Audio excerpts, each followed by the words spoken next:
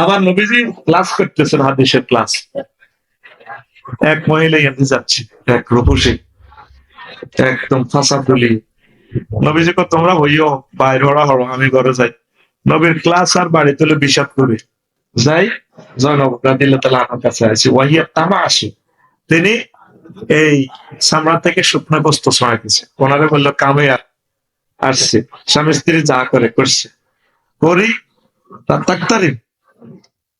এই হুজুরের মাথার চুল থেকে বাবরি চুল তো এই হইতেছে। হুজুর আবার ক্লাসে আছে কয়েক মিনিট পর, এই গোসলের পানি টপকাইছে। সাহাবীরা শেয়ালা তো বন্ধুর মতো নবীকে জানে, কোন নবী ঘটনা করছে নাই কিন্তু মাথার মধ্যে মাথা তুলতে চুল করে এই হানি করে। আঙ্গ হুজুরের ছাত্ররা হুজুর আপনার লাজন মাথা তুল হানি করে কি আন্টির লগে কোনো ঘটনা করছে না, খুব ব্যর্থ বন্ধু। দেখেন নবীজি কয়, হ্যাঁ সাহাবীরা ওই যে একটা মহিলা গেছে, এটা তো কারসাই বা শয়তানের মতো। তাইলে এই জন্য আমি দেখি আমার অন্তঃকরণে কিছু একটা হলো, এই জন্য আমি আমার ওয়াইফের কাছে যাই, আমি আমার প্রয়োজন সরাইছি। তোমাদেরও উচিত, তোমাদের মনে যদি নারী গঠিত কোনো কিছু আসে এইভাবে তোমরা এ করবে। এই জন্য ওসি সাহেব, প্রত্যেক পুলিশ, ডাক্তার, শিক্ষক এরকম ওয়াইফ কাছে কাছে থাকানোর দরকার। এক এক রোগী যায় এত সুন্দর, তো কেমনে ডাক্তারের ইমান ঠিক নাও ওর কথা কয়।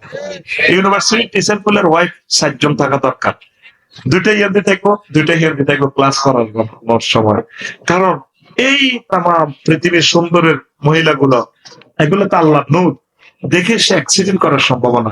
বিশ্ব নবীর এই হাদিসটা তাদের জন্য একটা পাথেয়, একটা হেদায়েতের মাধ্যম। চট্টগ্রাম মেডিকেল কলেজে এক লোক আমার লেকচার শুনি, এক প্রফেসর নবীজি বুঝিয়ে কাম করতে হয়, তখন আমি তারে হাদিস নম্বর সহ দিয়েছি। নবীজি আমাদেরকে বাঁচানোর জন্য সেটা করছে। এই জন্য নিজের ওয়াইফকে কাছে রাখবে। বিবাহে ইমতিহান আয়াত হচ্ছে ইস্তেব্রাস, ইস্তেলাত, ইস্তেদার। তাহলে চাকরি করলে আপনি কি থাকেন, আমরা ফুটবল খেলতে যাবে বিদেশ, বিশ্বকাপ জয় করে বাপে স্টার্টার দেয়, এই খুব মাইয়া দিয়ে আমি গোর ভীত আব্বা বেলো বয়সে মাইয়া দিদি সেটারই করে ইচ্ছা। ইসলাম তো খালি জায়গায় সব কিন্তু গোলাপ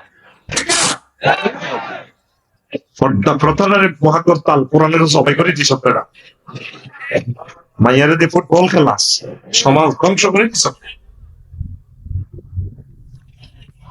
অসমাপ্ত কথা আবার বলবো, আমাদের জন্য আরো কথা আছে, বলবো 100। প্রিয় সাহেব, নাটক সিনেমা দেখি, নামাজও পড়ি, নামাজ কি কবুল হবে এই বিষয়ে একটু বলেন হুজুর।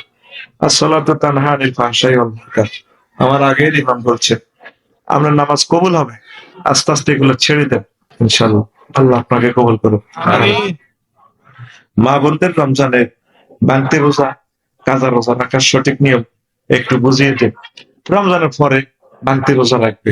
অনেকে ইয়া খায়, ফিল খাই, মেন্স বন্ধ রাখ কাই ইসলামের কি দরকার, কি দরকার? আপনি জোয়ার বন্ধ রাখ, জোয়ার বন্ধ রাই লাভ নাই তো, হরের মাসে তো শুনবো আল্লাহ যেমনে সাল্লাহ হেমনে সাল্লাহ কথা কয়।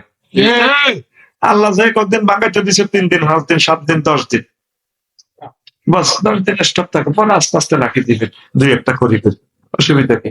আমি 3 নম্বর প্রশ্ন, প্রিয় হুজুর, বাম চোখ লাফালে বিপদ আসে, ইসলাম কি বলে? আরে বেটা এটি হুদার কথা, বাম চোখ লাফাইলে আমরা ফেসিতে লাফায়, সেটা বিপদ আসবে। 4, বিবাহিত মেয়েদের হাতে চড়িও নাকফুল পড়া কি বাধ্যতামূলক? এই বিষয়ে ইসলাম কি বলে? এটা নারীদের সৌন্দর্য, বাধ্যতামূলক সে যেভাবে চলে। আর ওই এদের নাক কামতে ফোনাই দেয়।